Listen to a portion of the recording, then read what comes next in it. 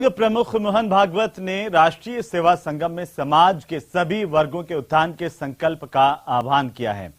जयपुर के जामडोली में देश भर की सेवा संस्थाओं को संबोधित करते हुए मोहन भागवत ने कहा कि समाज का एक वर्ग भी पिछड़ा तो देश आगे नहीं बढ़ सकता। ये खास रिपोर्ट देखिए।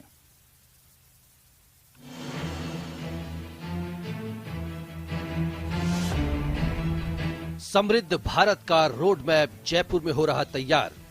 सर्वांग सुंदर समाज, सर्व सामर्थ्य संपन्न समाज ये खड़ा हो और वो अपनी चुनौतियों समस्याओं को समाप्त कर संपूर्ण विश्व को इस प्रकार का ज्ञान, इस प्रकार की भक्ति, इस प्रकार के कर्म का उदाहरण दे। समाज का पिछड़ा वर्ग क्यों दरकिनार? अभी भी बहुत करना बाकी है, वो भी ध्यान में आ जाए और एक उत्साह लेके हम उस तरफ चले कि हम अपनी सेवा को सर्वव्यापी बनाएं। सबके साथ से ही समृद्ध भारत का सपना होगा साकार।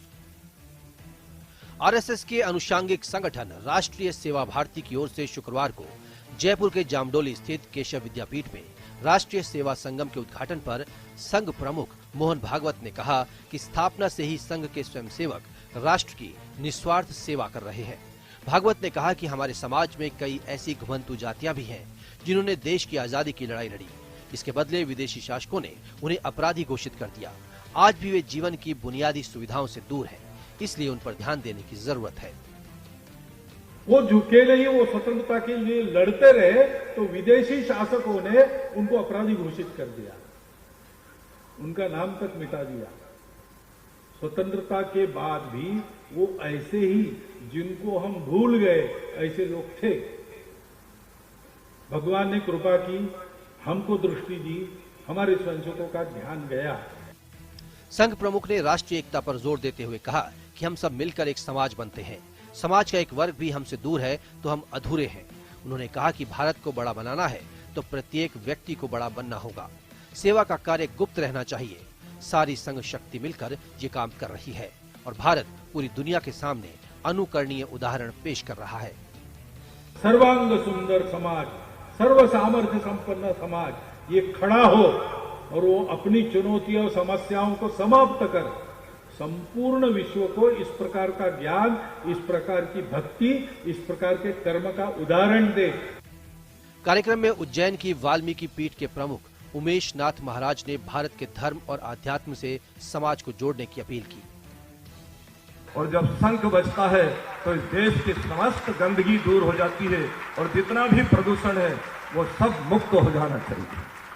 तो वो संघ बजना क्यों बंद हुआ?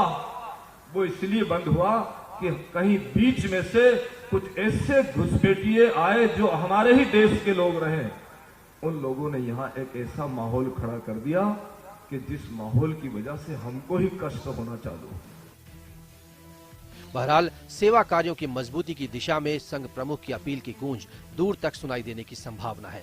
वहीं दलितों और पिछड़ों के लिए दिए गए उनके संदेश का असर भी आने वाले दिनों में और ज्यादा दिख सकता है, क्योंकि संघ अब उन क्षेत्रों तक अपनी पहुंच मजबूत कर रहा है जहां उसकी पकड़ अभी भी कमजोर मानी जाती है। संघ का दलितों, पिछड़ों और आदिवासियों को मुख्य धारा में लाने पर जोर है और वनों से लेकर पिछड़े इलाकों तक संघ दशकों से इसी दिशा में काम कर रहा है। संघ प्रमुख का ये बयान बताता है कि संघ के नेता कितने लालायित हैं। ऐसे वर्ग को अपने और करीब लाने के लिए लिहाजा आने वाले दिनों में सेवा कार्यों का विस्तार ही संघ का मकसद है और इसी के जरिए वो भारत को एक बड़ी ताकत बनाना चाहते हैं। कैमरा पर्सन शेर सिंह के साथ बाबूलाल धायल। तो वहीं आरपीएससी पेपर लीक मामले में शेर सिंह मीना की कोर्ट में पेशी हुई। कोर्ट ने शेर सिंह को